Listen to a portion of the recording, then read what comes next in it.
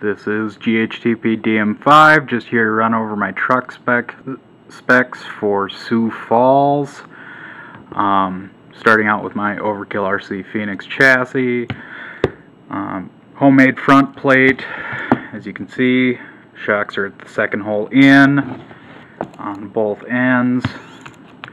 Rear uppers, second from the bottom. Front uppers, bottommost hole.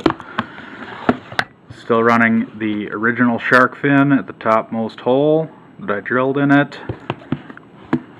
And as you can see, Castle MMP tucked in there. Electronic settings are in my thread on rccrawler.com.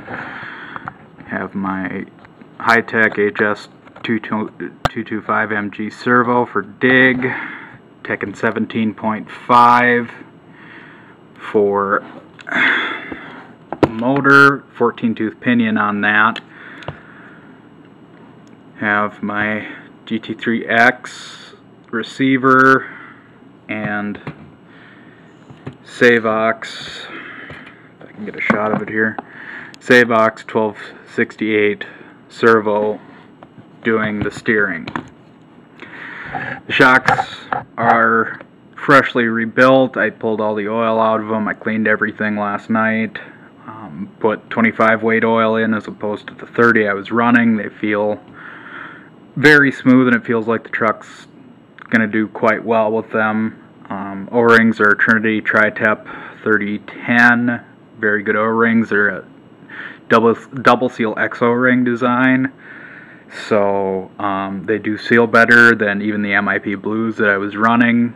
RPM pistons have yellow in the rear, white in the front for the dynamic pistons, blue statics all the way around. The springs are internal, and they're Midwest Fastener number 8 out of the Midwest Fastener box at your local hardware store. My homemade steering arm and stock low CC VDs. Of course, I'm running John Deere HD Moly grease. I wouldn't run anything else in these. It's a very, very good grease at a good price point. On the CVs, on all the CV joints, I've got Deere spray graphite lubricant. It's basically a graphite spray paint. Works very well on CV joints. I've been using it for a couple months now, and I really, really like it. Does very well at preventing wear. My wiring's a little messy for my tastes, but trying to cram all the electronics onto that front plate was really a chore. I'm probably, after Sioux Falls, gonna start messing around with trying to get that a lot cleaner. I'm still trying to figure out quite how I'm gonna do that. The trans and both axles have a full metal jacket mod on them, using mostly Overkill RC inserts. This has helped greatly with power transfer. There's very little case flex anymore on the axles, and the transmission's been holding up great with the molded gears. Besides user error, I have not had any problems with gears on the transmission. I've torched a couple spurs, but that was user error. The drive shafts have been trimmed, and they are running my homemade music wire pins. I like these pins. They hold up very well. I did drop one, but that was due to lack of Loctite. Since then, the truck has been fully run through, and everything that should have Loctite has Loctite, basically.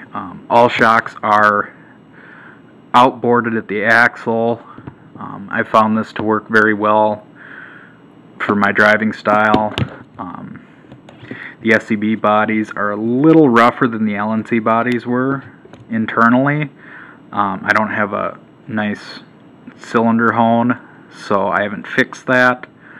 The stock shafts from the NSCA are doing okay. They're not showing very much wear, so I haven't found a need to replace them with something like the titanium nitride shafts from an NSCA.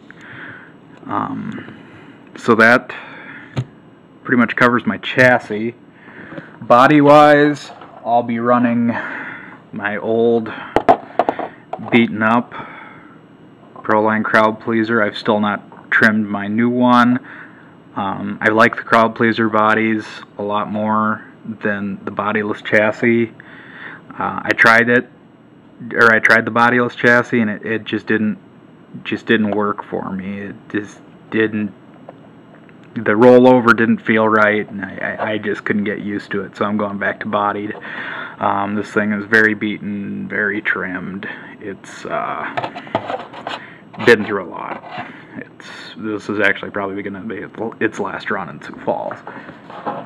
For tires, my primaries will be, of course, my modified Irritex Comp Heavies in front, Comp Solids in the rear, my own Delrin Rings, Pitbull Rock Beast 2.2 with Sedona foams. Very good combo. Pretty lightweight for running on this chassis. They get a lot of traction on about any surface. Even the only thing that I'm kind of concerned about is how much they're going to wad up with how much venting I have in the tires. There are 6 5/16 holes vented on the wheels, so it dumps air instantaneously.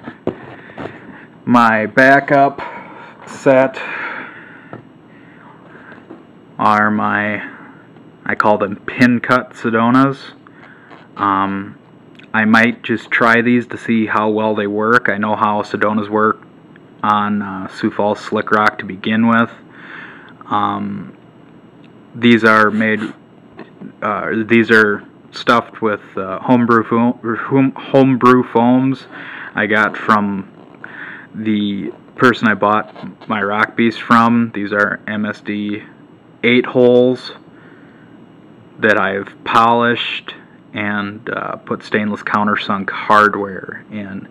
Other than that, and the venting, of course, there's not much modification to these. These are a fairly heavy tire that don't vent very fast, so I probably won't be running these, but I will be bringing them with.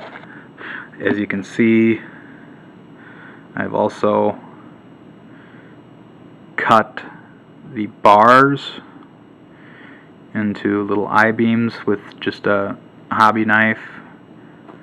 They really do seem to grab when you do that for doing side hill stuff. I am concerned about Sioux Falls, being as that it's slick rock. It's been worn by many people walking on it for many years. I went last year with a basically fresh built truck that I didn't know very well, and it showed. I finished dead last, but I had a lot of fun, so to me that's all that matters. Ground clearances right now with the pit bulls on this chassis are 4.5 in the rear, and so I'm not terribly worried about breakovers like I was last year. It's this truck drives well, and hopefully I can drive it well. It's one of those things where, competition's a lot different than driving around in your shed. So this is GHTP DM5 signing off. Thank you for watching.